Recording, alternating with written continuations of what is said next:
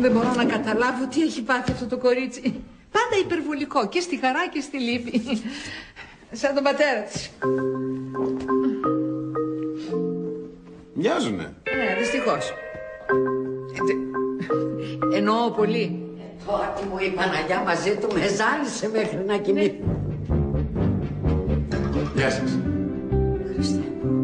Η αστυνομία χωρίς μουσική. Μάτα μου, ο κύριος δεν είναι αστυνομικός. Δεν είμαι. Δεν είναι. Όχι, δεν είναι. Ποιος είπε ότι είναι? Ο κύριος είναι υδραυλικός είναι. Υδραυλικός. Εγώ τον φώναξα, τρέχει η βρύση του μπάνιου. Δεν κάνει να τραράζετε, θα σας εξηγήσω μετά. Δηλαδή, εσύ τον φώναξες? Εγώ τον φώναξα.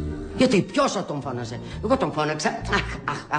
Άργησε να έρθει βέβαια. Περιζήτητος. Η υδραυλική, το μόνο επάγγελμα που δεν περνάει κρίση. Όλο μια βρύση θα χαλάσει, ένας μπινές θα... Πώς το λένε, είπαμε εκείνο το... Ρουμπινές. Ο ρουμπινές, ναι, θα σπάσει ο υδραυλικός. Όλα τα ξέρει. Υδραυλικός. Δεν μένουν ποτέ χωρίς δουλειά. Μένει ο υδραυλικός χωρίς δουλειά. Ποτέ. Ποτέ. Δηλαδή ο κύριος είναι υδραυλικός. Υδραυλικότατος.